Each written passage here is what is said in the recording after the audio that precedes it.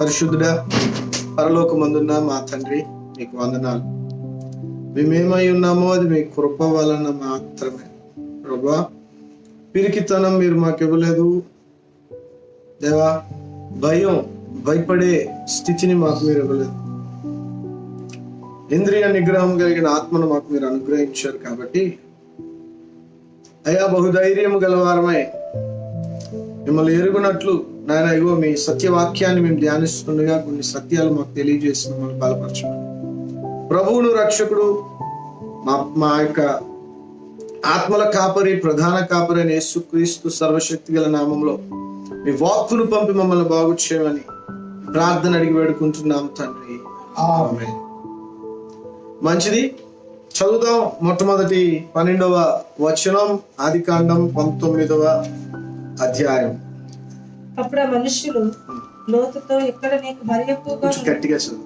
అప్పుడు ఆ మనుషులు లోతుతో, ఇక్కడ నీకు మరి ఎక్కువ ఉన్నారు. నీ అల్లుని, నీ కుమారులను, నీ కుమార్తెలను, ఈ ఊరిలో నీకు కలిగిన వారందరినీ వెలుపులకు తీసుకొని రమ్ము. మేము ఈ చోటు నాశనం చేయవచ్చితిమి. వారిని గూర్చిన మొర్ర యెహోవా సన్నిధిలో గొప్పదాయను కనుక దాన్ని నాశనం చేయుటకు యెహోవా మమ్మను పంపినని చెప్పగా, లోతు బయటకు వెళ్ళి తన కుమార్తెలను పెండ్లాడనయున్న తన అల్లులతో మాట్లాడి, రండి, ఈ చోటు విడిచిపెట్టి రండి, యెహోవా ఈ పట్టణమును నాశనం చేయబోచున్నాడని చెప్పాను. అయితే అతడు తన అల్లుల దృష్టికి ఎగతాళి చేయవాని వల్ల నుండాడు. చూడండి, ఇక్కడ దేవుని వాక్యాన్ని మనం చాలా జాగ్రత్తగా మనం గమనిస్తే, దేవుని వాక్యం ఎంత శక్తి కలిగినది, ఎంత ప్రభావితం కలిగినది మనం అర్థం చేసుకుంటే, దేవుని వాక్యం మనకి గనక లేకపోతే మనం సత్యాన్ని అన్నిటికీ తెలుసుకోలేం. సత్యంలో మనం ప్రతిష్ఠించబడం అన్నమాట. దేవుని వాక్యమే మన పాదములకు దీపమై ఉంది. కాబట్టి సత్యవాక్యం ఎంత క్షుణ్ణంగా మనం పరిశీలిస్తామో ఆధ్యాత్మికంగా మనం అంత బ్లెస్ అవుతాం. ఈ భూమి మీద కూడా మన అవసరతలన్నిటినీ ప్రభువారు తీరుస్తారు. మొదట నా నీతిని, నా రాజ్యాన్ని మీరు వెతికినట్లయితే మీకు ఏది కావాలో నేను వాటిని అనుగ్రహిస్తానన్న వాగ్దానం మన పట్ల నెరవేరుతుంది అన్నమాట. కాబట్టి ప్రియ దేవుని బిడ్డలారా, దేవుని వాక్యమే మనకి ప్రాథమికముగా మనకి అంచనా అన్నమాట. ప్రాథమికంగా మనం గమనించాల్సింది, గుర్తించాల్సింది ఏంటనంటే దేవుని వాక్యమే. దేవుని వాక్యానికి మించింది ఇంకోటి లేదు. దేవుని వాక్యము మనం ఎంత క్షుణ్ణంగా ఆ దేవుని వాక్యానికి మనం టైం ఇస్తామో అంతగా దేవుడు మన అందరితో కూడా మాట్లాడతాడు అనమాట. ఓకే, చూద్దాం. 12వ వచనంలో ఇక్కడ ఈ దేవదూతలు ఎవరైతే లోతు ఇంటిలోకి వచ్చి ఆతిథ్యం పొందుతూ ఉన్నారో, విందు చేశారు. లోతు తన ఇంటికి పిలిచి చక్కగా విందు చేసి వాళ్ళు బాగా తిని ఇంకా పడుకోబోతూ ఉండగా ఏం జరిగిందని అంటే, ఆ ఊర్లో ఉన్న పిల్లలేమి అంటే, పిల్లలు అంటే బాలురు అనే మాట అక్కడ రాయబడి ఉంది. 12 సంవత్సరాలు మొదలుకొని వృద్ధుల వరకు, వృద్ధాప్యంలో ఉన్నవారు వరకు, అంతేకాదు ఆ ఊర్లో ఉన్న జనమంతా కూడా ఈ యొక్క లోతు ఇంటి చుట్టుకు వచ్చేసారంట. లోతు ఇల్లంతా చుట్టేసి లోతుని అంటున్నారు, వాళ్ళిద్దరిని, మీ ఇంటికి వచ్చిన ఆ యొక్క మనుషులిద్దరిని కూడా బయటికి పంపించండి. బయటికి పంపిస్తే మేము తలపెట్టిన ఆ యొక్క పూజని మేము వీళ్ళతో చేస్తాం. నిన్న మీకు చెప్పాను కదా, సొదొమకున్న ఆచార సాంప్రదాయాలు, అలవాట్లు ఏంటేంటో, వాళ్ళు ఎలాంటి దుష్టక్రియలు చేస్తారో నిన్న మీకు చెప్పాను. నిన్న మీకు క్లియర్గా అర్థమయ్యేటట్టుగా చెప్పాను. ఆ సొదొమ గుమరో పట్టణములు, ఆ చుట్టుపక్కల ఉన్న ప్రాంతాలు చాలా వరస్ట్ కల్చర్ అన్నమాట. వాళ్ళు దేవునికి ఒక విధంగా లైంగిక కోరికల ద్వారా కూడా దేవుడిని సేవించవచ్చు, ఆరాధించవచ్చు అనే ఒక తప్పుడు బోధలు.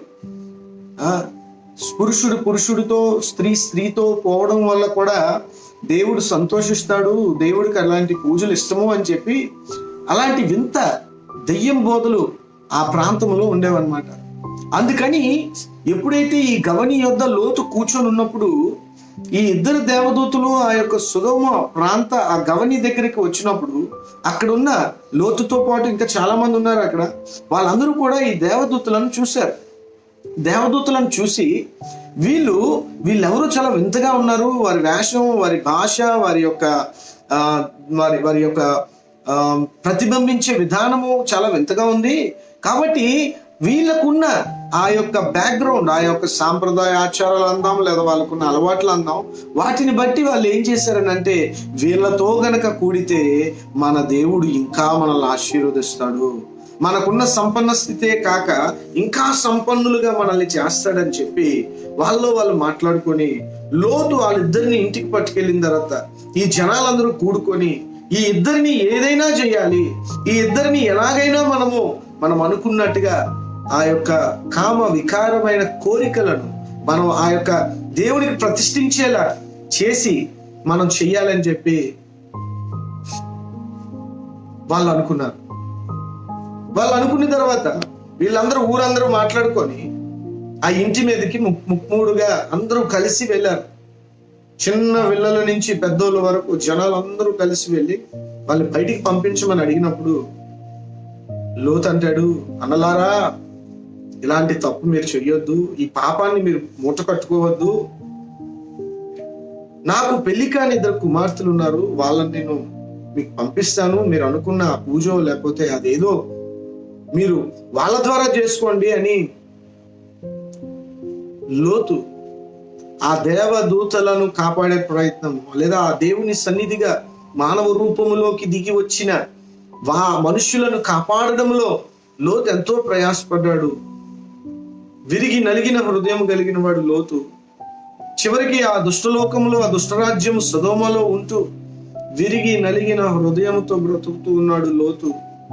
ఆ విరిగి నలిగిన హృదయంలో లోతు అంటున్నాడు, అయ్యా, 2 కుమార్తెలన్నా తీసుకొని వారిని మాత్రం నువ్వు విడిచిపెట్టు, ఇలాంటి తప్పు కార్యము నువ్వు చెయ్యొద్దు, ఇలాంటి తప్పు కార్యము మీరెవ్వరూ కూడా చెయ్యొద్దు, ఇంత పాపాన్ని మూట కట్టుకోవద్దు అని ప్రభువారు ఇక్కడ రాయించి పెట్టారు. లోతు చేసిన ఒక నీతి కార్యం అది. జాగ్రత్తగా గమనిస్తే దేవుని సన్నిధి కోసము సొంత బిడ్డలను కూడా త్యాగం చేస్తున్న లోతు ఎందుకు నీతిమంతుడు అయ్యాడో ఇక్కడ మనకు అర్థమవుతుంది. బైబిల్ గ్రంథం 2 పేతురు 2వ అధ్యాయంలో లోతు నీతిమంతుడని దేవుని వాక్యం సెలవిస్తుంది. 6-7 వచనాలు. లోతు ఎందుకు నీతిమంతుడు ఈరోజు నేను చెప్తాను, జాగ్రత్తగా వినండి. ఎందుకంటే మతోన్మాదులు, మత ఛాందస్వాదులు చాలా మంది ఈ లోతు విషయాన్ని పట్టుకొని ఎవరి నోటుకు వచ్చినట్టు వాళ్ళు మాట్లాడుతూ ఉన్నారు. ఒకవేళ అలాంటి వాళ్ళు మీ దగ్గరకు వచ్చినప్పుడు మీరు సమాధానం చెప్పాలి. కాబట్టి మీరు ఈ విషయాన్ని చాలా జాగ్రత్తగా మీరు గమనించండి. ఓకే, ఈ లోతు ఈ యొక్క సొదొమ ప్రజలను బ్రతిమాలుకుంటూ తలుపు వెనక్కి వేసి తన ముందుకు వచ్చి తన ఇంటి ముందున్న ప్రజలందరితో మాట్లాడుతూ ఉన్న టైంలో ఈ దేవదూతలు ఎప్పుడైతే లోతు మీద కూడా ఈ ప్రజలు తిరగబడ్డం చూస్తారో, వెంటనే ఆ తలుపు తీసి లోతుని లోపలికి లాగి అక్కడ లోతుతో ఏమంటున్నారో మనం 12వ వచనంలో మనం చూడగలుగుతూ ఉన్నాం. లోతుతో అక్కడ ఏమంటున్నారంటే 12వ వచనం, అప్పుడు మనుష్యులు లోతుతో, ఇక్కడ నీకు మరి ఎవరై మరి ఎక్కువ ఉన్నారు, నీ అల్లుని నీ కుమారులను, ఇక్కడ నీకు ఇంకెవరన్నా ఉన్నారా, నీ అల్లుడు లేదా నీ కుమారులు, నీ కుమార్తెలు, ఈ ఊరిలో నీకు కలిగిన వారందరినీ వెలుపలకి తీసుకొని రమ్ము. దేవుడు లోతుని మాత్రమే కాదు, లోతుతో పాటు ఉన్న వాళ్ళని కూడా రక్షిద్దామని చూస్తూ ఉన్నాడు. మనం చాలా జాగ్రత్తగా గమనిస్తే లోతుతో పాటు లోతుతో ఉన్న వాళ్ళని కూడా రక్షిద్దాం అనుకుంటున్నాడు దేవుడైన యెహోవా. హల్లెలూయా. నీతిమంతుని ప్రార్థన ద్వారా లోతు కుటుంబాన్ని రక్షిస్తున్న దేవుడు. మనం తెలుసుకోవాల్సిన విషయం, ఎంత గొప్ప దేవుడు. లోతుతో దేవుడు అంటున్నాడు, నువ్వేనా నీకు సంబంధించిన వాళ్ళు, నీ అల్లుళ్ళు కానీ, నీ కూతుర్లు కానీ, నీ కొడుకులు కానీ, ఇంకెవరైనా ఉంటే తొందరగా తీసుకొని అర్జెంటుగా ఈ ఊరు వదిలిపెట్టి వెళ్ళిపో, అర్జెంటుగా ఈ ఊరు వదిలిపెట్టి వెళ్ళిపో. ఇక్కడ పద్ధతుల్ని, ఇక్కడ నువ్వు నేర్చుకున్నది, ఇక్కడ నువ్వు సంపాదించుకున్నవి అన్నిటిని విడిచి వెళ్ళిపో. నువ్వు అర్జెంటుగా విడిచి వెళ్ళిపో. మేము ఈ చోటుని నాశనము చేయవచ్చితిమి. ఇప్పుడు దేవదూతలు చెప్తున్నారు, మేము వచ్చిందే ఈ ప్రాంతాన్ని నాశనం చేయనందుకు. ఇక్కడ నుండి మాకు వినిపించిన మొర నిజమా కాదా అని చూద్దామని వచ్చాం, కానీ ఇక్కడ మొర చూస్తే మిక్కిలి గొప్పదిగా ఉంది కనుక మేము ఈ ప్రాంతాన్ని నాశనం చేయాలి. కమాన్, మీరు లేచి వెళ్ళిపోండి ఇక్కడి నుంచి, మీకు కలిగినదంతా తీసుకొని పోండి ఇక్కడి నుంచి అని చెప్తూ ఉన్నారు. అక్కడేమో అబ్రహాంతో దేవుడు నీకు కలిగినదంతా విడిచిపెట్టమని చెప్పాడు, కానీ ఇక్కడ చూస్తే నీకు కలిగిన వారందరినీ వెలుపలకి తీసుకొని రమ్మంటున్నాడు. ఎందుకనంటే అక్కడ వాళ్ళకి కలిగినది ఏది కూడా మనం గమనిస్తే అక్కడ పుట్టి పెరిగిన వాళ్ళు కాదాలు, వాళ్ళందరూ కూడా ఇక్కడే అబ్రహాం దగ్గర పుట్టి పెరిగిన వాళ్ళే. కాబట్టి దేవుడు వారిని తీసుకొని బయటికి వెళ్ళిపోమంటున్నాడు. వాళ్ళు ఎవరిది సొదొమలో పుట్టి పెరిగిన పరిస్థితులు ఏవి కూడా అక్కడ లేవన్నమాట. కాబట్టి ఇక్కడ మనం గమనిస్తే వారిని గూర్చిన మొర యెహోవా సన్నిధిలో గొప్పదాయను గనుక దానిని నాశనం చేయుటకు యెహోవా మమ్మను పంపినని చెప్పగా లోతు బయటికి వెళ్ళి తన కుమార్తెలను పెండ్లాడనియున్న తన అల్లుళ్ళతో మాట్లాడి, లెండి ఈ చోటు విడిచిపెట్టి రండి, యెహోవా ఈ పట్టణమును నాశనము చేయబోచున్నాడని చెప్పాను. అయితే అతడు తన అల్లుళ్ళ దృష్టికి ఎగతాళి చెయ్యవాని వలె నుండెను. ఎందుకన్నా పెద్ద రిజల్ట్ ఏమన్నా ఎక్స్పెక్ట్ చేయక్కర్లేదు. ఎందుకంటే భక్తిహీనులు సొదొమ ప్రజలు, వారికి దేవుని గురించి కానీ దేవుని భక్తి గురించి కానీ ఏమీ తెలియనప్పుడు లోతు దేవుడు అవకాశం ఇచ్చాడు. ఒకవేళ చూడండి, అలనాడు హారాన్లో అబ్రహాము దేవుని వాగ్దానాన్ని నమ్మి, దేవుని పిలుపుని నమ్మి సమస్తాన్ని విడిచిపెట్టి వెళ్ళిపోతూ ఉన్న టైంలో లోతు అన్నాడు, పెద్దనాయనా నేను కూడా నీతో వస్తానన్నాడు. కానీ ఇక్కడ అలా వస్తారేమో అనుకొని దేవుడు ఒక అవకాశం ఇచ్చాడు, కానీ ఇక్కడ ఎవరు రాకపోగా లోతు చెప్పిన మాటని ఎగతాళిగా తీసుకున్నాడంట అల్లుళ్ళు, కాబోయే అల్లుళ్ళు. అంటే నిశ్చితార్థం అయిపోయింది, ఇంకా పెళ్లి జరగలేదు. అయితే అల్లుళ్ళు ఎగతాలనుకున్నారంట లోతు చెప్తున్న మాటలు. ఎగతాలనుకొని వాళ్ళ మామని మరి ఎగతాళి చేసి అక్కడి నుంచి పంపించేశారు. జాగ్రత్తగా మీరు వినండి.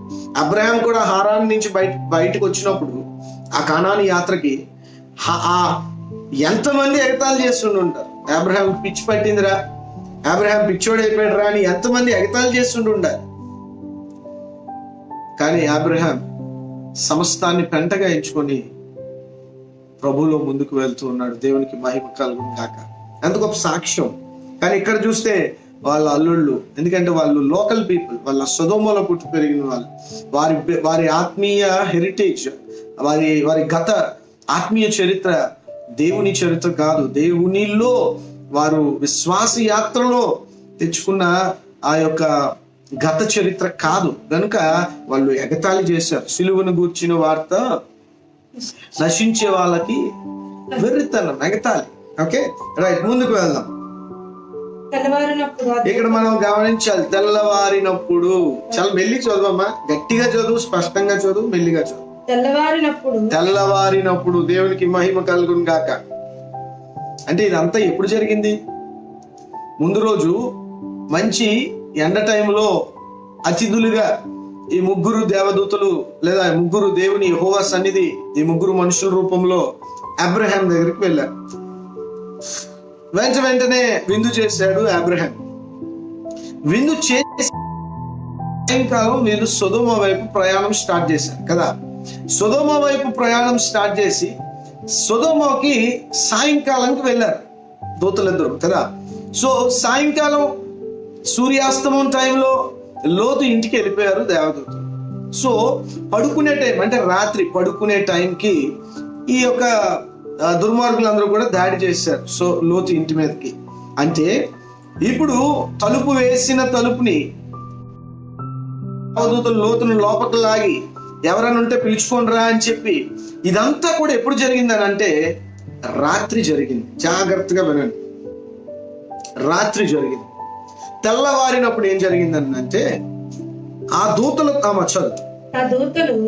లోతును త్వరపెట్టి, లెమ్ము, ఈ ఊరి దోష శిక్షలో నశించుకోకుండా నీ భార్యను ఎక్కడనున్న నీ ఇద్దరు కుమార్తెలను తీసుకుని రమ్మని చెప్పింది. ఈ రాత్రి అంతా కూడా దేవదూతలు వీళ్ళిద్దరిని కూడా ఈ కుటుంబాన్ని ప్రేరేపిస్తున్నారు, మీరు బయటికి వెళ్ళిపోండి అర్జెంటుగా, మీరు ఇక్కడి నుంచి వెళ్ళిపోండి అనేటప్పటికి రాత్రి అంతా కూడా లోతు తన అల్లుళ్ళ దగ్గరికి వెళ్ళాడు, ఇంకెవరెవరు ఉన్నారో వాళ్ళ దగ్గరికి వెళ్ళాడు.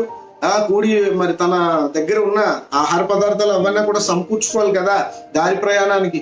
ఈ రాత్రి అంతా కూడా వీళ్ళకు ఉన్నవన్నీ మూట కట్టుకున్నారు. బహుశా ఎద్దుల బండో, గుర్రాల బండో, ఒంటెల బండో, మొత్తానికి ఒక పెద్ద, అంటే ఆల్మోస్ట్ ఒక మొబైల్ హోమ్ లాగా వాళ్ళకి కావాల్సినవన్నీ స్టోర్ చేసుకున్నారు భారీగా. ఎందుకంటే దేవుని తీర్పు దిగురాబోతూ ఉంది కాబట్టి, మొత్తం సర్వనాశనం అయిపోతుంది కాబట్టి దేవదూతలు వీళ్ళని ఫుల్ గా ఎక్విప్ చేస్తున్నారు. ఎందుకంటే బయట ఊరికి వెళ్ళి బాగా బ్రతకాలి కాబట్టి అక్కడ వీళ్ళకి ఏ లోటు రాకుండా మొత్తం స్టోర్ చేసుకోవడానికి దేవుడు మంచి అవకాశాన్ని, మంచి ఆలోచన వాళ్ళకి ఇచ్చాడు. సో ఈ రాత్రి అంతా కూడా మంచి స్టోర్ చేసుకొని వాళ్ళు ఏం చేశారంటే, అతడు తడువు చేసెను. అప్పుడు అతని మీద యెహోవా కనికరపడుట వలన ఆ మనుషులు అతని చేతిని అతని భార్య చేతిని. చాలా జాగ్రత్త వినండి. అతడు తడువు చేసెను, తెల్లవారిపోయింది. దేవుని దూతలు చెప్పినా సరే లోతు తడువు చేశాడంట. కారణాలు అనేకం ఉండొచ్చు. ఎందుకు తడువు చేశాడు? అల్లుళ్ళు ఉండిపోయారనా, ఊరి మీద పెట్టుకున్న మమకారమా, సంపాదించిన ఆస్తి మీద? కారణాలు 100 ఉండొచ్చు, కానీ తడువు చేశాడంట లోతు. సొంత పెద్దనాన్నే వదిలేశాడు అబ్రహాంని లోతు. దేనికోసం? పచ్చగా ఉన్న ఆ ప్రదేశం కోసం, సంపన్న స్థితి ఉన్న ఆ ప్రదేశం కోసం, నీళ్లు, చెట్లు, భూసారము ఉన్న ఆ ప్రదేశం కోసం లోతు విశ్వాసులకు తండ్రి అయిన అబ్రహాంనే వదిలేశాడు. ఇప్పుడు దేవదూతలు ఎంత ప్రేరేపిస్తున్నా సరే లోతు తడువు చేస్తున్నాడంట, తడువుకుంటున్నాడంట. అవి ఇవి అన్ని తడుముకుంటూ ఉంటే, ఉప్పు పెట్టావమ్మా, కారం పెట్టావా, ధనియాలు పెట్టావా, ఆవగింజలు పెట్టావా, కూరగాయలు పెట్టారా, అది పెట్టారా, ఇది పెట్టారా, అది ఇది ఇది అన్ని తడువుకుంటుంటే ఈ దేవదూతలు గబుక్కుమని అతను చెయ్యి పట్టుకొని ఆ మనుష్యుని, అతని చేతిని, అతని భార్య చేతిని, అతని 2 కుమార్తెల చేతులను పట్టుకొని వెలుపులకి తీసుకొని వచ్చి ఆ ఊరి బయట నుంచిరి. అది సర్దుకుంటూ ఇది సర్దుకుంటూ చేస్తూ ఉంటే ఇంకా దేవదూతలు ఇంకా తమ్మ ఇవి మరీ వీళ్ళు ఎక్కువ సర్దేసుకుంటున్నారు, వీళ్ళ జీవన ఆలోచనలు ఎక్కువైపోయాయి అని చెప్పి వాళ్ళ చేతులు పట్టుకొని, చూడండి అక్కడ రాయబడి ఉంది, లోతు చేయి పట్టుకున్నారు, లోతు భార్య చేయి పట్టుకున్నారు, ఇద్దరు కుమార్తెల చేతులు పట్టుకొని ఊరు బయటికి తీసుకొచ్చి వారిని విడిచిపెట్టి ఆ దూతలు వారిని వెలుపలకు తీసుకొని వచ్చిన తర్వాత ఆయన, నీ ప్రాణమును దక్కించుకున్నట్లు పారిపొమ్ము, నీ ప్రాణము దక్కించుకున్నట్లు పారిపొమ్ము. పారిపోమంటున్నాడు. ఎందుకు పారిపోవాలి అని అంటే, జాగ్రత్తగా వినండి, ఆ పట్టణం మీదకి నాశనం వచ్చింది. ఆ పట్టణాన్ని దేవుడు తీర్పు తీర్చబోతున్నాడు. ఆ పట్టణాన్ని బహుగా అగ్ని గంధకాల చేత దేవుడు సర్వనాశనం చేయబోతున్నాడు. పారిపోండి. మనకు కూడా లోకాశల నుంచి పారిపోమంటూ ఉన్నాడు దేవుడు. లోకాశల నుంచి పారిపోమంటున్నాడు దేవుడు. ఈ విషయం చాలా జాగ్రత్తగా గమనించు. పారిపోము, నీ వెనుకకు చూడకము. చాలా స్ట్రిక్ట్. ఈరోజు క్రైస్తవులుగా మీరు అందరూ కూడా చాలా జాగ్రత్తగా ఆలోచించాల్సింది ఏంటి అని అంటే, పరుగు మొదలు పెట్టిన తర్వాత వెనక్కి చూడొద్దు. ఇది రిక్వెస్ట్ కాదు, ఆర్డర్. ఇది పరిశుద్ధాత్మ దేవుడు ప్రతి క్రైస్తవుడికి ఇస్తున్న ఆర్డర్ ఏంటనంటే, ఒక ఆజ్ఞ ఏంటనంటే, తిరిగి చూడొద్దు, వెన్ను చూపొద్దు. దేవుడికి ఎప్పుడు వెన్ను చూపొద్దు. దేవుడికి ఎప్పుడు వెన్ను చూపొద్దు. లోకాశల నుంచి పారిపో. లోకాశలకు వెన్ను చూపు, దుష్టుడికి వెన్ను చూపు. బ్యాక్ స్లైడ్ అయితే సాతాన్ నుంచి బ్యాక్ స్లైడ్, దేవుడి నుంచి కాదు, దేవుని రాజ్యం నుంచి కాదు, దేవుని పద్ధతుల నుంచి కాదు. మనం చాలా జాగ్రత్తగా ఈరోజు గమనించాలి ఏంటని అంటే, లోక పద్ధతుల నుంచి మనం పారిపోవాలంట. లోక పద్ధతులు, లోక ఆచారాలు, లోక సాంప్రదాయాలు, లోక బోధలు, అసత్యపు బోధలు, అబద్ధాల నుండి మనం పారిపోవాలండి. దేవుళ్ళు ఓడిపోద్దు. నిన్న మీకు చెప్పాను, నిన్న మొన్న, ఈ లోకంలో అన్నిట్లో ఓడిపోయాం మనం, అన్నిట్లో ఓడిపోయాం. నేను చెప్పాను కూడా ఏ విషయాల్లో ఓడిపోయాము. చూపు విషయంలో ఓడిపోయాం, వినే విషయంలో ఓడిపోయాం, మాట్లాడే విషయంలో ఓడిపోయాం. కానీ విశ్వాసంలో ఓడిపోవద్దు. దేవుని విషయంలో దేవునికి వెన్ను చూపొద్దు. సర్వాంగ కవచములు 7, శిరస్త్రాణము, నీతి అనే దట్టి, సత్యం అనే దట్టి, నీతి అనే మైమరుపు, విశ్వాసం అనే డాలు, వాక్యం అనే ఖడ్గము, మరి అలాగే సువార్త అనే జోళ్ళు, మోకాళ్ళకేమో ప్రార్థన, ఇలా 7 రకాల ఆ యొక్క కవచాలు ఉన్నాయి. కానీ వీపుకి కవచం లేదు. వీపుకి ఎందుకు లేదు తెలుసా? వీపు కవచం ఎందుకంటే యుద్ధంలో వెనక్కి తిరిగే ప్రసక్తే ఉండకూడదు. ఒకవేళ వెనక్కి తిరిగాడా డౌట్ యుద్ధంలో. అందుకే వెనక్కిని కట్టరు ఈ యుద్ధంలో. ఎప్పుడు ముందుకే వెళ్ళాలి తప్ప వాడు వెనక్కి ఏమి ఉండకూడదు. అందుకే ముందుకే అన్ని ఉంటాయి, వెనక్కి ఏమి ఉండవు. కారణం ఏంటంటే ఒకవేళ వాడు వెనక్కి తిరిగినప్పుడు శత్రువు ఏం చేస్తాడంటే కత్తో బాణం విసిరేస్తాడు. సో దాట్ వాడికి వెనక్కి గుచ్చుకొని చచ్చిపోవాలని చెప్పి వెనకాతలు ఏమి ఉండవు అన్నమాట. ప్రియ దేవుని బిడ్డలారా, యేసు రక్తంలో కడగబడిన మనం వెనుక తిరిగి చూడకూడదు. No turning back, no turning back. Don't turn back, don't show your back to the living God. నిన్ను పిలిచిన సర్వశక్తిమంతుడైన దేవునికి నీ వెనక నీ ఓటమిని చూపించక, నువ్వు దేవుడిలో ఓడిపోతున్నావు అనే సంగతిని దేవుడికి చూపించక. మళ్ళీ చెప్తున్నాను, విశ్వాసంలో ఓడిపోకూడదు. అందుకే ఇక్కడ చెప్తున్నారు, లోతు వెనక్కి తిరగవద్దు, నీ ప్రాణం దక్కించుకున్నట్లు పారిపోము. ఎంత శక్తి ఉంటే అంత స్పీడ్ గా పారిపో. నీ స్టామినా ఎంత ఉందో ఆ స్టామినాతో పారిపో. మధ్యలో ఎక్కడ ఆగొద్దు. మధ్యలో రెస్ట్ తీసుకున్న ఆయాసం వచ్చేస్తుందని ఆగొద్దు. పారిపో, మాక్సిమం స్పీడ్ లో పారిపో అని ఇక్కడ దేవుని దూతలు చెప్తూ ఉన్నారు. ఈ మైదానంలో ఎక్కడనూ నిలవక నీవు నశించుకోకుండా ఆ పర్వతం పారిపోమ్మని చెప్పగా, ఆ పర్వతానికి పారిపో లోతు. నీ భార్య, 2 కుమార్తెలను తీసుకొని ఆ పర్వతానికి పో. ఈ వ్యాలీ ఉంది కదా, ఈ యొక్క మైదానం ఉంది కదా, ఈ మైదానంలో ఎక్కడ ఆగక, ఎక్కడ డోంట్ యు ఎవర్ స్టాప్. నువ్వు ఎక్కడ రెస్ట్ తీసుకోనందుకు కానీ, ఇక్కడ చెట్టు బాగుంది, ఇక్కడ కొద్దిసేపు ఉందాం, ఈ ఎండపోట్లో ఇక్కడ ఆగుతాం, కొద్దిగా రెస్ట్ తీసుకుందాం అనుకోవద్దు. వెంటనే నువ్వు వెళ్ళిపోవాలి. నువ్వు వెళ్ళాలే తప్ప ఎక్కడ ఆగకూడదని దేవుడు స్ట్రిక్ట్ వార్నింగ్ ఇచ్చారు. చూద్దాం.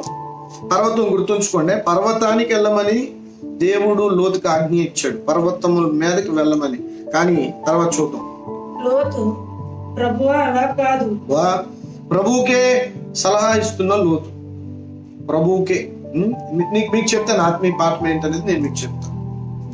ప్రభువా అలా కాదు.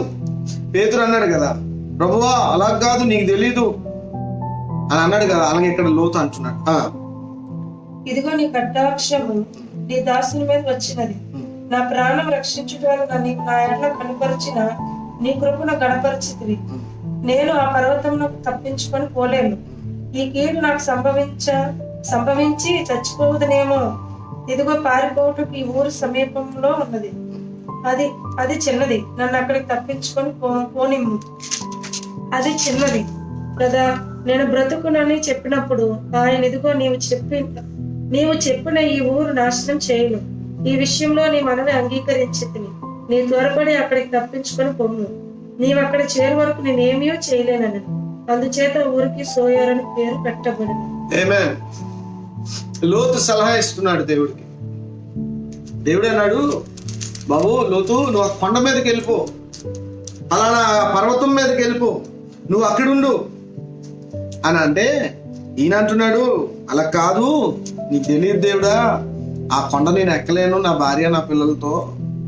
ఆ కొండ చాలా పెద్దది, ఇంత త్వరగా నేను ఎక్కి దాని దగ్గరికి చేరలేను. కాబట్టి ఇదిగో దగ్గరలో ఒక ఊరుంది, సోయారు అనే ఒక ఊరుంది, ఇంగ్లీష్ లో ZOR. ఆ సోయార్ అనే ఒక ఊరుంది కదా, ఆ సోయార్ అనే ఊరికి వెళ్ళిపోతాం. అది చాలా చిన్న ఊరు, మేము అక్కడికి వెళ్ళిపోతాము. ప్లీజ్ అయ్యా మీరు మమ్మల్ని పర్మిట్ చేయండి, కృపామయులు దయామయులు కదా అని దేవుని సన్నిధిని వేడుకుంటే వాళ్ళు ఏమంటారనంటే, సరే నువ్వు అక్కడికి వెళ్ళిపో. నీ బట్టి ఇక్కడ చాలా స్ట్రేంజ్ గా ఉంటాయి మాటలు చూడండి. ఇదిగో నీవు చెప్పిన ఈ ఊరు నాశనము చెయ్యను. అంటే సోయారును కూడా నాశనం చేయాలి అనుకున్నారు వీళ్ళు. దేవుని దూతలు సోయారు మీద కూడా దేవుని ఉగ్రత ఉంది, కానీ లోతును బట్టి ఆ ఊరు రక్షించబడుతూ ఉంది. ఇక్కడ మనం గమనించాల్సిన విషయం, ఒక నీతిమంతుని బట్టి సోయార్ని రక్షిస్తున్న దేవుడు. ఓకే, ఇక్కడ ఇంకోటి కూడా మనం నేర్చుకోవాల్సింది ఏంటి అని అంటే, నీవు త్వరపడి అక్కడికి తప్పించుకొని పొమ్ము, నీవు అక్కడ చేరు వరకు నేనేమీ చేయలేను. ఎంత ఎంత నీతిమంతులకు దేవుడిస్తున్న అవకాశం, నీతిమంతులకు దేవుడిస్తున్న గొప్ప గొప్ప గొప్ప అవకాశం. అసలు యేసు రక్తంలో కడగబడిన మనము, మన స్థాయి, మన విలువ దేవుని దగ్గర ఎంతో గొప్పదండి. హల్లెలూయా. ఇంకా మనల్ని మనం బలపరుచుకుందాం, ఇంకా మనల్ని మనం ప్రేరేపించుకుందాం, మనల్ని మనం పురుగొల్పుకుందాం, మనల్ని మనం ప్రోత్సహించుకుందాం. దేవునికి మహిమ కలుగును గాక. లోతును బట్టి లోతు ఆ ఊరికి వెళ్ళకుండా ఉన్నంత వరకు వీళ్ళంట ఈ సొదొమ పట్టణాల మీద తీర్పు తీర్చడానికి. ఎంత సెక్యూర్డ్ అండి మనం దేవుళ్ళో మనం ఎంత సెక్యూర్ అండి. కాబట్టి ప్రియ దేవుని బిడ్డలారా, దేవుని నీతి మీదే ఆధారపడదాం. మన స్వనీతి, మన స్వబుద్ధిని ఆధారం చేసుకోవద్దు. ఇది బాగా కంఠస్థ వాక్యం మనకి, కానీ ఆ మాట ప్రకారంగా జీవించడం గొప్ప ధన్యత. ఆ మాటలో చాలా పెద్ద అర్థం ఉంది. స్వనీతి, స్వబుద్ధిని ఆధారం చేసుకోక, దేవుడికి నచ్చనివి స్వనీతి, స్వబుద్ధి. కాబట్టి ఆ రీతిగా మనం దేవుని నీతి మీద ఆధారపడదాం.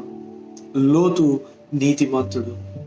ఈ దుష్టలోకం లోతుని పాపాత్ముడని చూపిస్తుంది. మతోన్మాదులు, మత ఛాందసవాదులు, బైబిల్ ఏంటో తెలియదు, బైబిల్ రాయించిన పరిశుద్ధాత్ముడు ఎవరో వాళ్ళకి తెలియదు.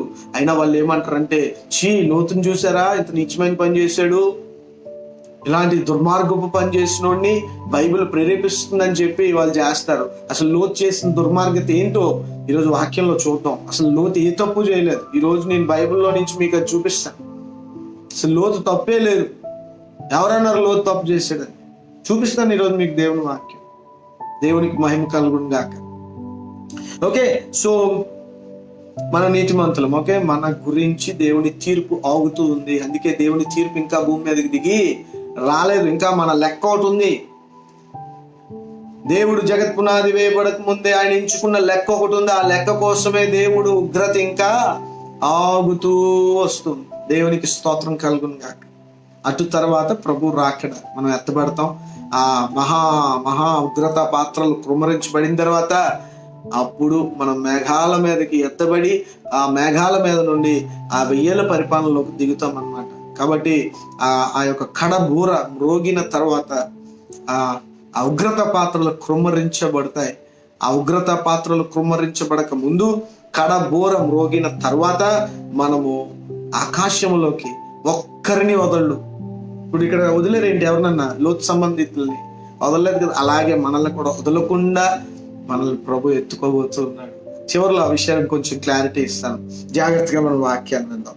23వ వచనం నుంచి త్వరగా చదవమ్మా. లోతు సోయరుకు వచ్చినప్పుడు ఆ దేశంలో సూర్యుడు ఉదయించెను.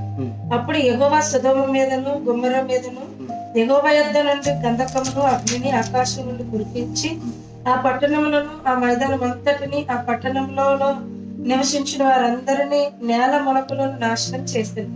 అయితే లోతు భార్య అతని వెనుకలను తిరిగి చూచి స్తంభమాయెను.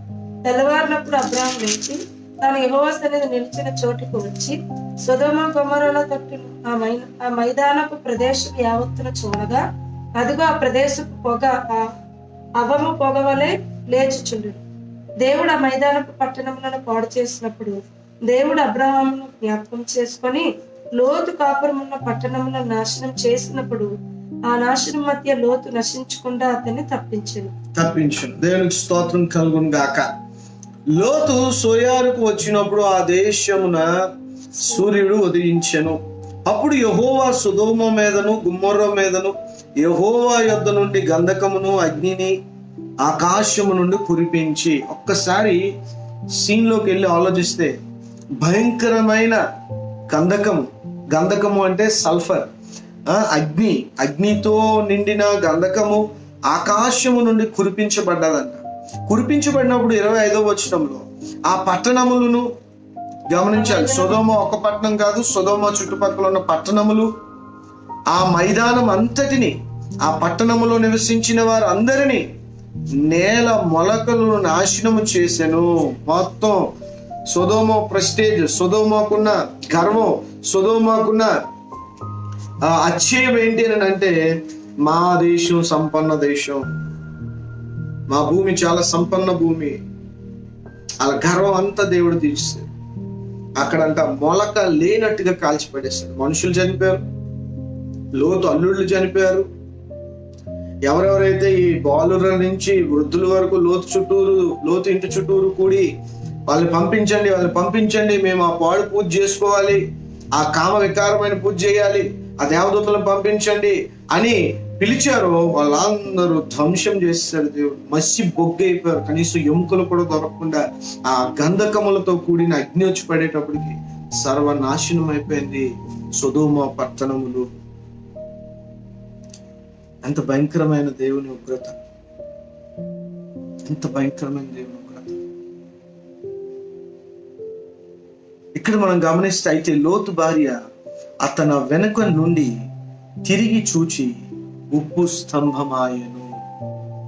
Very sad story. చాలా బాధపడాల్సిన హృదయం చాలా దుఃఖంలోకి వెళ్ళిన పరిస్థితి ఏంటనంటే, లోతు భార్య వెనక్కి చూసిందంట. వెనక్కి చూసిందా, వెనకకు మళ్ళిందా, వెనక్కి వెళ్ళిందా? చూసిందా, వెనక్కి వెళ్ళిందా? మీరే ఆలోచించండి. అతని వెనక తట్టు నుండి, ఎవరి వెనక? లోతు. అయితే లోతు భార్య అతని వెనక నుండి తిరిగి చూచి ఉప్పు స్తంభమాయను. తిరిగి చూసింది. నేను అనుకుంటాను తిరిగి వెళ్ళింది. ఆ పరిస్థితుల్ని చూసి, మమకారం అండి, సంపన్న దేశం, ఆ సంపన్న దేశంలో వీళ్ళు ఎంత ఆస్తి సంపాదించుంటారు, ఈవిడికి ఎంతమంది ఫ్రెండ్స్, ఆ మమకారం. దేవుని దూత నిశ్చయంగా చెప్పాడు, మీరు పారిపోండి, వెనక్కి మాత్రం తిరిగి చూడొద్దు. దేవుని ఆజ్ఞ. ఈవిడేం చేసిందంటే వెనక్కి తిరిగి చూసింది. ఆత్మీయ పరిభాషలో ఎక్కడి నుంచి ఆవిడ వచ్చిందో తిరిగి అక్కడ ఏం జరుగుతుందో చూద్దామని వెనక్కి తిరిగింది. అదే విషయం. వెనక్కి తిరిగింది. ఊరు వెళ్ళిపోయారు. సోయారికి వెళ్ళి వెనక్కి చూసిందంట. ఆ సోయారికి ఈ యొక్క సొదొమ దారిలో almost they are done. Almost Zoar ప్రాంతానికి వెళ్ళిపోయారు. ఆల్మోస్ట్ ఆ దారిలో వెనక్కి తిరిగి చూసింది ఈ యొక్క లోతు భార్య. ప్రియమైన దేవుని బిడ్డలారా, వెనక్కి తిరగడము అని అంటే దేవునికి విరుద్ధమైన ఆలోచనలను కలిగి బ్రతకడం. దేన్ని వదిలొచ్చామో, దేన్ని కక్కొచ్చామో, దేన్ని విసర్జించి వచ్చామో, దేనిని పెంటగాయించుకొని వచ్చామో దానిని తిరిగి కోరుకోవడము చాలా భయంకరం. చాలా భయంకరం. లోతు ఉప్పు స్తంభం అయిపోయింది. ఒక ఉప్పు, పిల్లర్ ఆఫ్ సాల్ట్. ఉప్పు దేనికోసం సాదృశ్యం అని అంటే అది ప్రిజర్వేటివ్. ఉప్పు ప్రిజర్వేటివ్. ఉప్పు ఆ పదార్థం అంతటిని కూడా ప్రభావితం చేయగలిగే గుణం ఉంది దానికి. ఇప్పుడు ఇక్కడ ఉప్పు స్తంభంగా చేయబడిన లోతు భార్యని మనం ఎలా తీసుకోవాలని అంటే, ఈ రోజు వరకు లోతు భార్య ఉప్పు స్తంభంగా అక్కడ ఉంది. ఆ డెడ్ సీ, ఆ మృత్యు సముద్రము దగ్గర ఈ ప్రాంతం ఉంది. ఈ రోజుకి సల్ఫర్తో, గంధకంతో నిండిపోయిన ప్రదేశం. ఒక చిన్న గడ్డి కూడా మొలవదు అక్కడ. మృత సముద్రం దాన్ని. కారణం ఏంటంటే దేవుడు అలా భస్మం చేసాడు దాన్ని. అక్కడ ఈ రోజుకి లోతు భార్య యొక్క ఆకారంతో, ఆ మనిషి ఆకారంతో ఈ రోజుకి కూడా ఆ యొక్క స్తంభం ఉంది. అంటే ఈ రోజుకి ఆవిడ మనకి ఒక మెసేజ్ చెప్తూ ఉంది, నేను తిరిగి చూశాను, నేను తిరిగి ఆ పద్ధతుల వైపు చూశాను, తిరిగి ఆ సొదొమ వైపు చూశాను. సొదొమ ఏమైపోతుందా అని చూశాను. సొదొమలో దేవుడు దూతలు నన్ను విడిచి వచ్చేమని చెప్పిన నేను ఆ విడిచిపెట్టిన వాటి కోసం తిరిగి చూశాను. వాటి మీద వాంఛ కలిగి నేను చూశాను. అవి ఏమైపోతున్నాయో అని నేను చూశాను. దేవుడు ఏం చేశాడంటే మనందరి కోసం, మనందరి మాదిరి కోసం లోతు భార్యని దేవుడు వాడుకొని ఉక్కు స్తంభంగా చేసేసాడు. ఈరోజు లోతు భార్య మనకొక లోతు భార్య దేవుని పరిచయం చేస్తుంది. ఒక విధంగా మనందరికీ సువార్త చెప్తూ, వెనక్కి చూడొద్దు, యేసు రక్తంలో గడగబడిన దేవుని బిడ్డలారా, వెనక్కి చూడొద్దు, వెనక్కి చూడొద్దు. What a beautiful message. వెనక్కి చూడొద్దు. ఈరోజు దేవుని సంగమా, దైవజనునిగా నేను మీకు చెప్తున్నాను, వెనక్కి చూడొద్దు. ఆ సొదొమ పరిస్థితుల వైపు చూడొద్దు, సొదొమ పూజల వైపు చూడొద్దు, ఆ సొదొమ పద్ధతుల వైపు చూడొద్దు. ప్రియ దేవుని బిడ్డలారా, ఇట్స్ సో ఎఫెక్టివ్. మనం అది వినాలి, మనం అది చూసి నేర్చుకోవాలన్నట్టుగా దేవుడు ఉప్పు స్తంభంగా చేసేసాడు. మీకు కొన్ని విషయాలు చెప్తాను, జాగ్రత్తగా వినండి.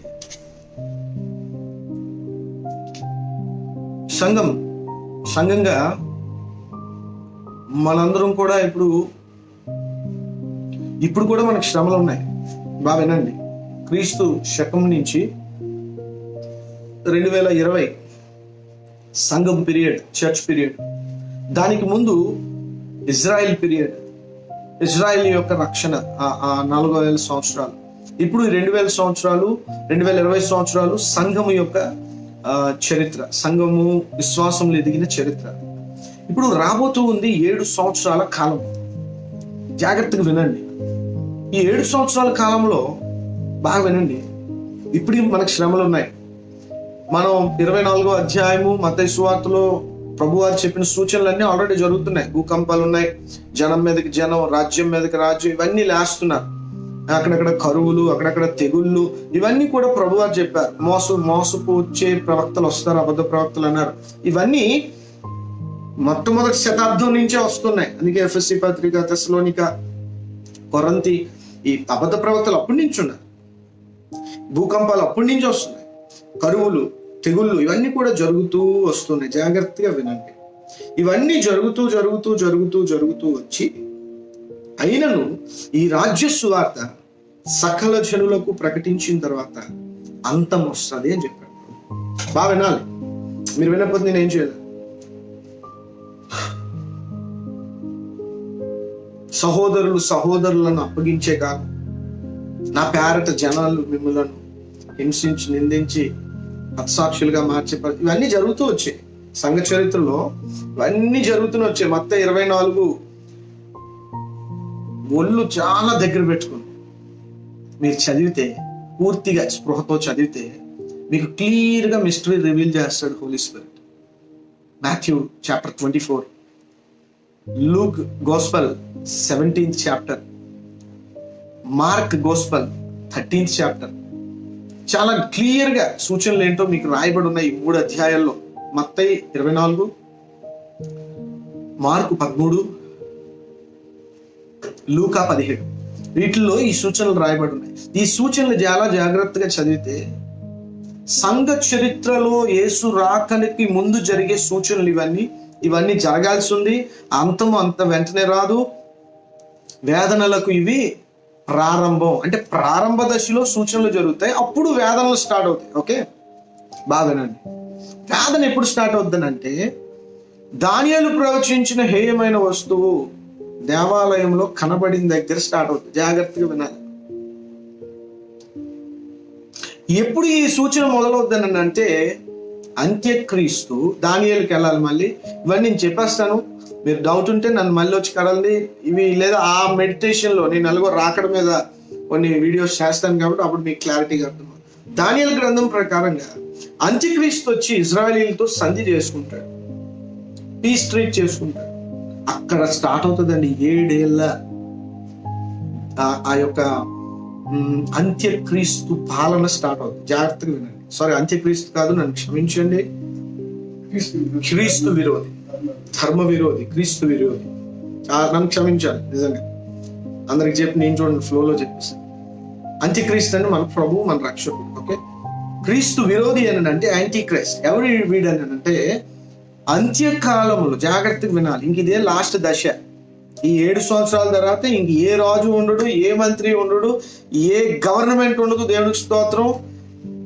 ఆ తర్వాత ఇంకా మన యేసునాథుడే రాజులకు రాజు, ప్రభువులకు ప్రభు. ఇంకా అక్కడి నుంచి ఇంకా నిత్యత్వాన్ని మనం ఎంజాయ్ చేస్తాం. దేవునికి స్తోత్రం చెప్పండి. It's a very joyful time. Okay, Babylon రాజ్యం అయిపోయింది, మాది పారసీకుల రాజ్యం అయిపోయింది, గ్రీస్ దేశం అయిపోయింది, రోమా పరిపాలన అయిపోయినట్టుగానే ఉన్నా ఇప్పటికీ రోమా పరిపాలన జరుగుతుంది, ప్రజాస్వామ్యం జరుగుతూ ఉంది. 5 అయిపోయాయి కదా. 6వదే అంత్యక్రీస్తు పరిపాలన. This is the last. Right, క్రీస్తు విరోధి పరిపాలన. 6వది క్రీస్తు విరోధి పరిపాలన, యాంటీ క్రైస్ట్, క్రీస్తు విరోధి పరిపాలన. 6వ పరిపాలన. 7వ పరిపాలన మన ప్రభు, మన రక్షకుడు యేసునాథుని పరిపాలన. 7 సంఖ్య 7 సంపూర్ణమైన పరిపాలన. చేతి సాయము లేని రాయ ఎవరు కాదు, మన ప్రభు, మన రక్షకుడు. ఈ క్రీస్తు విరోధి ఎవరు? చిన్న కొమ్ము. ఓకే, జాగ్రత్తగా వినండి చెప్తాను. కొంచెం టైం ఎక్కువైనా పర్లేదు, వినండి.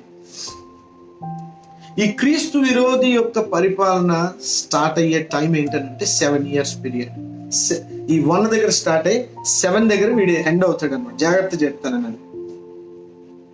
అప్పుడు వరకు బబులోను, మాది పారసీక, గ్రీసు, లేకపోతే వీడు ఆ యొక్క రోమా ప్రజాస్వామ్యం ఇవన్నిటి తొక్కేసి వీడు గుప్పెట్లో పెట్టుకొని వీడు ఇజ్రాయిలీలతో సమాధాన పరిచర్య స్టార్ట్ చేస్తాడు. వేదన అప్పుడు స్టార్ట్ అవుతుంది అనమాట. ఓకే, ఈ వేదనలలో ప్రభు ఏం చెప్పాడంటే సూచనలలోని, పారిపోండి కొండలకు. ఈ వేదనలలో ఆ 1 world 1 order, ఆ 1 ruler రాగానే ఏం చేయాలంట? మనం పారిపోవాలంట. ఎందుకు పారిపోవాలి? వాడి పరిపాలన అంత డేంజర్. ఈరోజు మీరు చూస్తే 1 world 1 order కోసం ప్రపంచంలో అడుగులు చెక్క కదులుతూ ఉన్నాయి. అంటే బాగా పొలిటికల్ గా మనం అర్థం చేసుకుంటే ఇవన్నీ అర్థమవుతాయి. ఇప్పుడు ప్రపంచంలో ఒక నియంత పరిపాలనకే ఈ కోవిడ్, ఈ లాక్డౌన్ ఇవన్నీ కూడా వెళ్తూ ఉన్నాయి మెల్లిగా. అటు సైడ్ ఈ ఆధార్లు, ఈ 666 ముద్రలుగా మారినందుకు ఇవన్నీ ట్రాక్ అలా వెళ్తుంది. జాగ్రత్తగా వినాలి. ఎప్పుడు నియంత వచ్చేసాడో, ఎప్పుడు ఆ ఒకే ఒక్క నియంత చక్రవర్తి వచ్చాడని మనం వింటామో, దేశాలన్నీ ఎప్పుడు ఒకటైపోయాయో. బహుశా చూడండి, మనం ఉన్నప్పుడు జరగవచ్చు, లేదా నా తర్వాత ఉన్న వాళ్ళ తరంలో జరగవచ్చు. కానీ పాస్టర్ గారు అప్పుడు చెప్పారని మీరు అనుకోవాలా. అందుకే దైవజనులందరూ కూడా ఈ విషయాన్ని హెచ్చరిస్తున్నారు. 1 world 1 order, ఆ ప్రపంచ నియంత ఎప్పుడైతే వచ్చాడో అర్థం చేసుకోండి, టైం టేబుల్ స్టార్ట్ అయిపోయింది. ఆ 70వ వారం, ఆ 7 సంవత్సరాలు స్టార్ట్ అయినట్టే, వేదనలు ప్రారంభమైనట్టే. 3.5 సంవత్సరాలు అమాయకంగా బాగానే అందరికి అన్ని ఇచ్చినట్టు కనబడతాడు. 3.5 సంవత్సరాల తర్వాత యెరూషలేము దేవాలయానికి వెళ్ళి, నేనే దేవుడిని, నన్ను మీరు ఆరాధించండి అని ఆడు కూర్చుంటాడు. అప్పుడు స్టార్ట్ అవుద్ది అసలు కదా. అప్పుడు స్టార్ట్ అవుద్ది. నన్ను పూజించినోడికి, నన్ను గౌరవించినోడికి, నా ముద్ర వేసుకోని వాడికి రేషన్ కార్డ్. దానియేలు, షద్రక్, మేషక్, అబేద్నెగోలతో ఏం చేశారు? షద్రక్ నాకు మొక్కకపోతే, అబేద్నెగో నాకు మొక్కకపోతే, మేషక్ నాకు మొక్కకపోతే మిమ్మల్ని అగ్ని గంధకాలు వేస్తాను అన్నట్టుగా ఆ రోజు వాడు అలాంటి ఇది చేస్తాడు. చివరిగా 7 పాత్రలు, 7 ముద్రలు, 7 బోరలు, 7 పాత్రలు. 7 పాత్రలు దేవుని మహా ఉగ్రత. ఈ 7 పాత్రలకు ముందు 7వ బోర మోగుతుంది. అదే చివరి బోర, కడ బోర మోగగానే ఏమవుతుందంటే, అప్పుడు వరకు విశ్వాసములో అంతము వరకు సహించిన వాళ్ళందరూ కూడా సంఘంగా ఎత్తబడతారు. దేవునికి స్తోత్రం కలుగును. ఎత్తబడిన తర్వాత 7 పాత్రలు కుమ్మరించబడతాయి. మహారోదన, బబులోను కూలిపోద్ది. మహా మహా ధ్వంసం, విధ్వంసం, సొదొమ ఎలా ధ్వంసమైందో అలాంటి ధ్వంసం మరలా మనం అక్కడ చూస్తాం. సంఘం ఎత్తబడిపోయింది. ఎన్నో శ్రమలు, ఎంతో కష్టాల్లో కూడా విశ్వాసులుగా నిలబడిన వారిని దేవుడు ఎత్తుకుంటాడు. కొంతమంది హతసాక్షులుగా చంపబడతారు. కొంతమంది భూమి మీద అప్పటికి ఉంటారు కదా, వాళ్ళందరినీ ఆ సమూహ ధ్వంసం చేసేస్తాడు దేవుడు. అప్పుడు 7 ఏళ్ల కాలం పూర్తయిపోయిన తర్వాత దేవుడు మేఘాల మీద ఈ భూమి మీదకి మరలా ఒలీవల కొండ మీదకి దిగొచ్చి 1000 ఏళ్ల పరిపాలన కొనసాగిస్తాడు. దేవునికి మహిమ కలుగును గాక. ఈ బోధల్లో 3 బోధలు ఉన్నాయి. ఒకటి 7 సంవత్సరాల ముందే సంఘం ఎత్తబడుతుందని, కొందరు 3.5 సంవత్సరాలకి సంఘం ఎత్తబడుతుందని, మరికొందరు లేదు చివరి దశలో 7 సంవత్సరాల చివరిలో ఆ కడబోర మ్రోగగాని ఆ యొక్క 7 పాత్రలకు ముందు సంఘం ఎత్తబడుతుందని కొందరు అభిప్రాయపడతారు. మీ అభిప్రాయం ఏదైనా, దేవుడు నిశ్చయంగా రాబోతున్నాడు, సంఘాన్ని ఎత్తుకోబోతున్నాడు. దేవునికి మహిమ కలుగును గాక. నేను నమ్మేది దేవుడు చివరిలో కడబోరం రోగగానే 7వ సంవత్సరం ముగింపులో, ఎప్పుడో నాకు తెలియదు ఎగ్జాక్ట్ టైం, కానీ ఆ చివరి దశ 7 బూరలు మ్రోగిన తర్వాత ప్రభు మనల్ని రాప్చర్గా పైకి ఎత్తుకుంటాడు. ఆ ఉగ్రత నుండి మనం తప్పింపబడతాము. అటు తర్వాత భక్తిహీనులకు దేవుడు ప్రతిఫలం ఇచ్చిన తర్వాత మనందరినీ తీసుకొని యేసు మహాదేవుడు ఒలీవల కొండ మీదకి దిగి వస్తాడు. అప్పటికి భూమి మీద మిగిలిన వారు మరలా జాగ్రత్తగా వినండి, 1000 ఏళ్ళు పరిపాలనలో, యేసు పరిపాలనలో, అంటే మనతో పరిపాలన చేస్తాడు. మన మహిమ వేరే, మన బాడీస్ వేరే, మనకున్న ఆ యొక్క ఫెసిలిటీస్ వేరే. అప్పుడు ఈ మహాశ్రమంలో నుంచి కొందరు బతికొచ్చారు కదా భక్తిహీనులు. నోవాహు దినాల్లో ఎలా నోవాహు 8 గిరి ద్వారా ఉత్పత్తి చెందారో వీళ్ళు కూడా అలాగే ఉత్పత్తి చెంది మళ్ళీ వంశాలు అభివృద్ధి చెందుతాయి. ఈ 1000 ఏళ్ళు యేసునాథుడు పరిపాలన అందిస్తాడు. పొలాలు చక్కగా పండుతాయి, క్యాస్ట్ ఫీలింగ్ లేదు, తాగుబోతనం లేదు, షుగర్ లేదు, బీపీ లేదు. దేవునికి స్తోత్రం. అన్ని సమతుల్యములు ఆయన భుజముల మీద రాజ్యభారం ఉండును. ఆ రాజ్యం ఏంటో ఆ 1000 ఏళ్ళు మనకు ప్రభు చూపిస్తాడు. అందుకని లోతు భార్యల మనం వెనక్కి తిరిగి చూడకూడదు. ఎందుకు అదంతా ఎందుకు చెప్పానని అంటే, అంత నిరీక్షణ మనకు ఉంది కాబట్టి మనం వెనక్కి తిరిగి చూడకూడదు. No, we don't have a chance of looking back, no turning back. Luke 17లో లోతు భార్య గురించి ప్రభు చెప్పారు, 29 నుంచి 32లో. లోతు భార్యని మీరు గమనించారా అంటాడు యేసు ప్రభు. ఎందుకు ఆ మాటని లూకా సువార్త 17వ అధ్యాయంలో ప్రభు ప్రస్తావించారని అంటే, లోతు వెనక్కి చూసినట్టు కనుక మీరు వెనక్కి చూస్తే ఇంత గొప్ప నిరీక్షణని మీరు మిస్ అయిపోతారు. మీకు ఇంత నిరీక్షణ ఉంది కాబట్టి విశ్వాసంలో స్థిరులై మీరు ఆత్మీయతలో ముందుకు వెళ్ళండి. లోతులో వెనక్కి తిరగొద్దు. లోతు భార్యలో వెనక్కి తిరగొద్దు, లోతులా ముందుకు వెళ్ళండి. అబ్రహాం ఎలా ముందుకు వెళ్ళాడో లోతు కనీసం ఇప్పటికైనా ముందుకు వెళ్తూ ఉన్నాడు. ఎంత దిగజారిన వాడైనా ముందుకు వెళ్ళొచ్చు దేవుడిలో. ఓకే, ఆ సూత్రం అర్థమవుతుంది కదా. ఎంత దిగజారిన వాడైనా, అందరూ అంతగా దిగజారు కానీ కొందరు ఎక్కువ దిగజారుతారు. ఎవరు ఎంత దిగజారినా దేవుళ్ళో వారు ముందుకి వెళ్ళొచ్చు. దేవునికి స్తోత్రం కలుగును గాక. చివరిగా చెప్పేస్తాను, ఇప్పుడు అంతా చదివించను కానీ చివరిగా లోతు గురించి ఒక విషయం చెప్తాను. సోయార్ పట్టణంకి వెళ్ళిన తర్వాత సోయార్ పట్టణంలో కూడా ఉండలేదంట అయ్యగారు. సోయార్ పట్టణంలో ఉండలేదు. చూడండి, లోతు సోయారులో నివసించుటకు భయపడి తన 2 కుమార్తెలను తో కూడా సోయారు నుండి పోయి ఆ పర్వతము యందు నివసించెను. అదే కదా దేవుడు చెప్పాడు. అయ్యో లోతు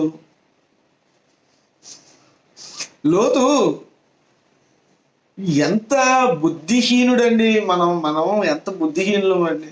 దేవుడు ఒకటి చెప్పిన తర్వాత దేవా ఇది కాదు అన్నాడు కదా లోతు. దేవా ఇది కాదు, ఇది చేస్తానని మన దేవుడికే సలహాలు చెప్పేవాళ్ళం మనం. దేవుడు చెప్పాడు, అరే బాబు మీరు కొండకి వెళ్ళండి, ఆ కొండ మీద ఉండండి అంటే లోతు అన్నాడు, అలా కాదు, మీకు తెలీదు, మీరు కృపామయుడు దయామయుడు, మాకు ఇది పర్మిట్ చేయండి, మేము సోయారికి వెళ్ళిపోతాం అన్నప్పుడు దేవుడు పర్మిట్ చేశాడు.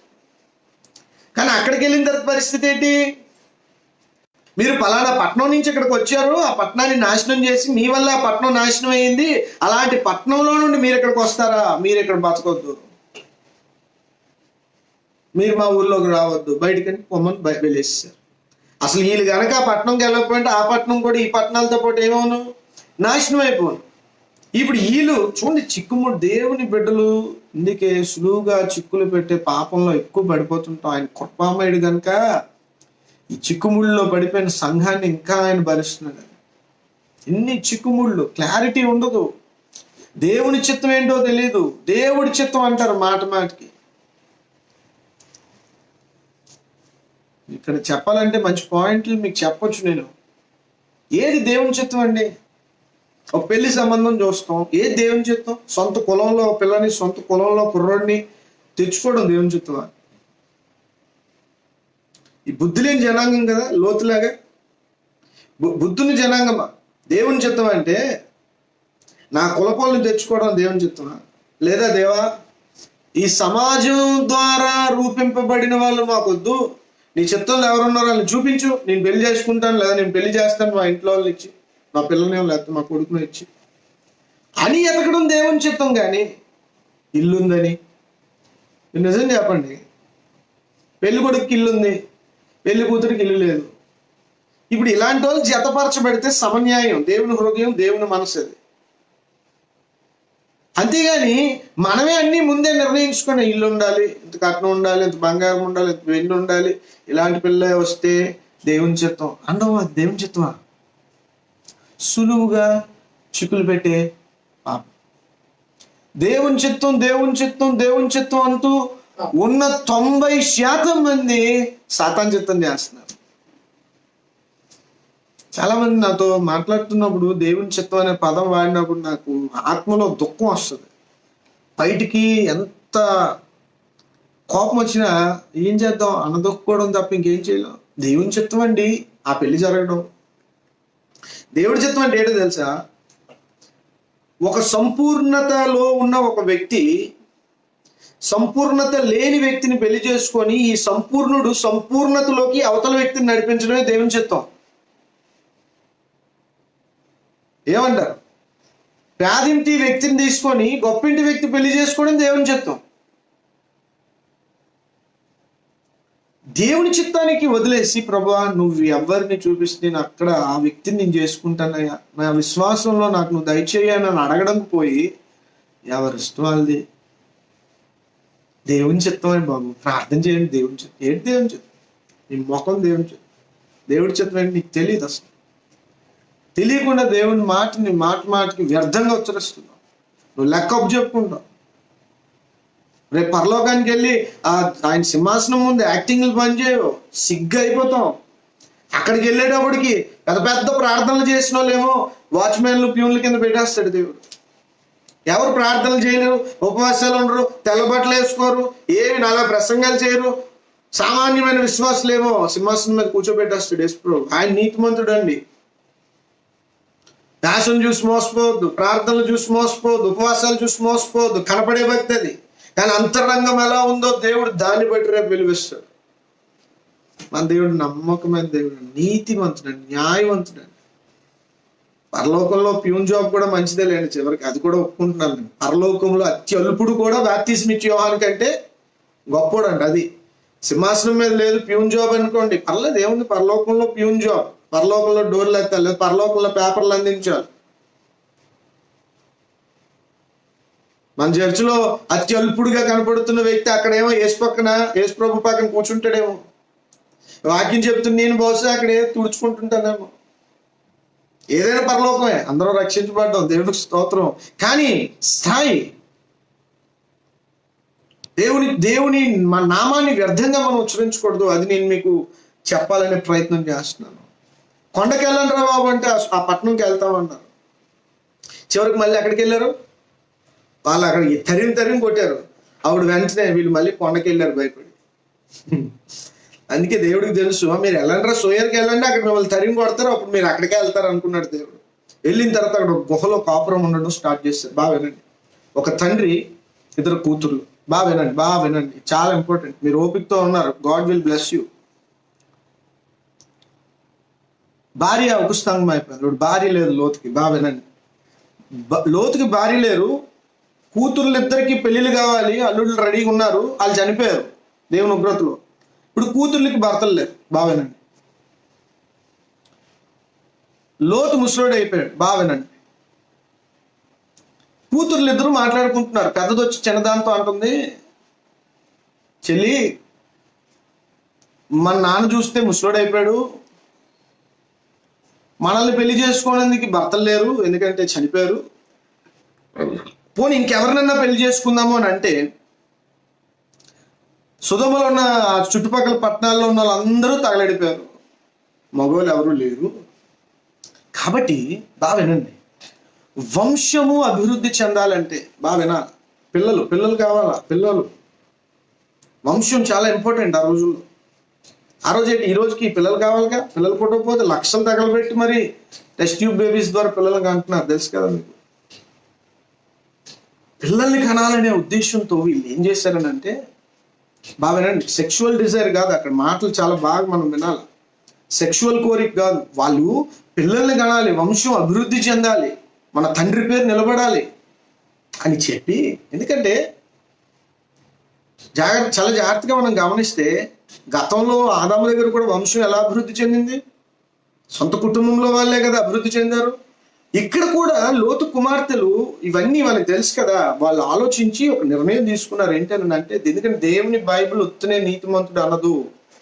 Before you comment on Lot's family, Lot కుటుంబం మీద ఒక మాట అనే ముందుగా మనం అర్థం చేసుకోవాల్సింది ఏంటంటే, లోతుని బైబిల్ నీతిమంతుడు అని చెప్తుంది. జాగ్రత్తగా వినాలి. వీళ్ళు వంశాన్ని ఉద్ధరిద్దామనే ఆలోచనలు, అది దైవికమా భూ సంబంధమైందా తర్వాత సంగతి.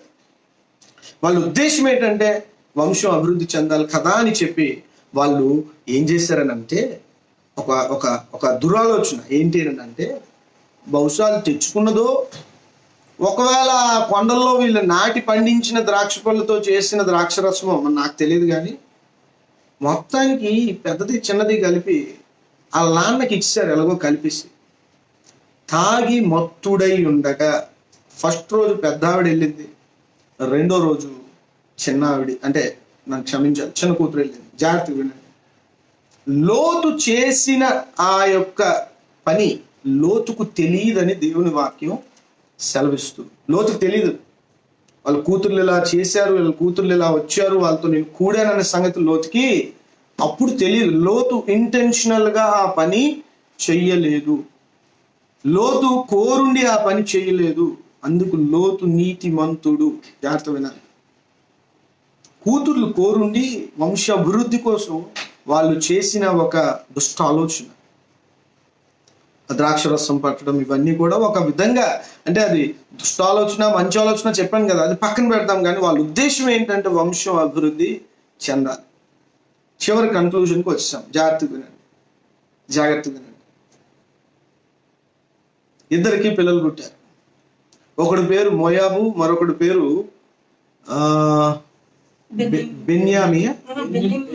బెనిమ్. వీళ్ళిద్దరు ఎవరో తెలుసా? మోయాబీలు, అమోరీలు. వీళ్ళిద్దరు ఏమయ్యారు తెలుసు ఎవరికి? ఇజ్రాయిలీలకి బద్ద శత్రువులయ్యారు. బాగా అబ్రహాం ఏమో అక్కడ ఒక ఆత్మీయ సంతానము, ఇజ్రాయేల్ సంతానాన్ని అక్కడ కని పెద్దది చేయబోతూ ఉంటే, లోతు ప్యారలల్ గా ఏం చేశాడని అంటే, దారి తప్పిన లోతు పెద్ద నాన్నను వదిలొచ్చినందుకు పెనాల్టీగా పెద్ద నాన్నకు యాంటీగా పనిచేసే 2 వంశావళులను జన్మనిచ్చాడు. ఈ మోయాబులో నుంచి వచ్చినదే రూతు. ఏమండి, ఇది పాపమైతే రూతుని దేవుడు తీసుకొచ్చాడు. అందరం పాపులమేనండి. ఇది ఒక్కటే పాపం కాదు, ఇది ఒక్కటి చేస్తేనే పాపం ఏంటి, మిగతా పాపాలు కాదేంటి. పదాజ్ఞల్లో ఒకటి మీరినట్టే. అందుకే ఏ భేదం లేదు, వీఆర్ నాట్ పర్ఫెక్ట్. ఈ మోయాబులో నుంచే వచ్చింది రూతు. దేవునికి స్తోత్రం కలుగును గాక. కాబట్టి లోతు కథ అలా అక్కడికి ముగిసింది. ఆ తర్వాత మోయాబీలుగా అమోరీయులుగా వంశం అభివృద్ధి చెంది ఇజ్రాయేలీలకు బద్ధ శత్రువులుగా మిగిలారు. రైట్. రెండో మాట ఇష్మాయేలు ఎలా ప్యారలల్ గా శత్రువుగా ఎదిగాడో, లోతు ద్వారా మోయాబీలు అమోరీయులు కూడా ప్యారలల్ గా శత్రువులుగా ఎదిగారు. చివరిగా నాకు వచ్చిన ఒక ఆలోచన, ఒక డౌట్ నేను మీకు చెప్పి నేను ముగిస్తాను ప్రార్థన చేసి. కొండ ఎక్కి పొమ్మన్నాడు దేవుడు. కొండ ఎక్కి అక్కడ ఉండండి రా అని దేవుడు చెప్తే వీళ్ళు సోయారుకి వెళ్ళారు. జాగ్రత్తగా వినండి. కొండ ఎక్కమన్న దేవుడితో అయ్యా మేము సోయారుకి వెళ్తాం అన్నోళ్ళు, అయ్యా అబ్రహాం దగ్గరికి వెళ్ళిపోతామని లోతు అన్నారు.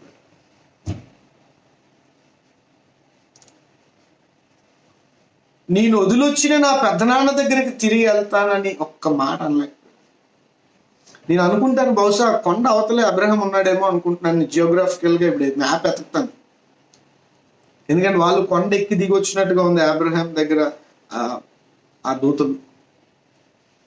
నేను అనుకున్నా కొండ ఎందుకు ఎక్కి అక్కడ ఉండమన్నారు అని అంటే, ఆ కొండ అవతల బహుశా అబ్రహాం వాళ్ళ సంతతి ఒక దూరంలో ఉన్నారేమో అనేది నాకు ఆలోచన.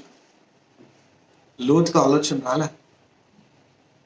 తిరిగి వెళ్దాం, తగ్గించుకుందాం, నా ఈగో ఏముంది, నా పెదనాన్న దగ్గరికి వెళ్తే నన్ను చేరదీయడా, అక్కడ నా వాళ్ళు ఉన్నారు, నా సంతతి ఉంది అని అనుకోలేదు.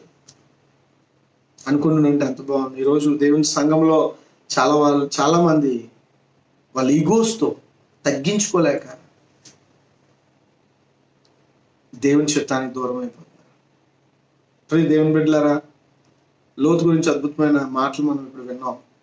కార్యాచరణలో పెడదాం. ఈ ఆత్మీయ పాఠాలు నేర్చుకొని అబ్రహాం దేవుడిని నమ్మిన, అది అతనికి నీతిగా ఎంచబడి, నమ్మడమే నీతి. ఓకే, అటు కృప ప్రభు మనందరికీ దయచేయంగా. ఆమేన్. తద్భాస్టర్ గారు చిన్న ప్రార్థన చేసి ఆశీర్వాదం ఇస్తాం. ఓకే, నన్నే చేయమంటున్నారు. అందరూ తలలో నుంచి కళ్ళు మూసుకుందాం. తండ్రి, మిమ్మల్ని స్తుతిస్తున్నాను, గనపరుస్తున్నాను. మీ రక్షణ విషయంలో మేము ఏ క్రియని ఆధారం చేసుకొని మేము రక్షించబడలేదు, కేవలం నమ్ముట ద్వారా రక్షించబడలేదు. ఇప్పుడు మా ఎదురున్న జీవితంలో కూడా బహుశా మేము కొన్ని మంచి పనులు చేయొచ్చు, ఆత్మీయంగా ఉండొచ్చు, ఆత్మీయంగా పరిశుద్ధంగా ఉండొచ్చు, కొన్ని నీతి కార్యాలు చేయొచ్చు. కానీ ఆ క్రియలను బట్టి మాత్రం మీరు మమ్మల్ని రక్షించుకోలేదన్న తగ్గింపులో ఎప్పుడు మేము ఉండి, మా జీవితంలో ఇంకా బలహీనతలు ఉన్నాయని గుర్తించి తగ్గింపులో మేము ముందుకు వెళ్ళటం అందరికీ సహాయం చేయాలి. కృప వలన మాత్రమే మేము రక్షించబడ్డాం. మా హృదయాన్ని చూస్తున్న దేవుని, మీ ప్రియకుమారుడు మా ప్రభు యేసునాథుని రక్తంలో మమ్మల్ని కడిగి పవిత్రపరచండి. సర్వశక్తి కలిగిన యేసునామంలో ప్రార్థన అడుగుతున్నాం తండ్రి. ఆమేన్. షాలోమ్. అందరికీ కృపా సమాధానములు విస్తరించునుగాక. ఆమేన్.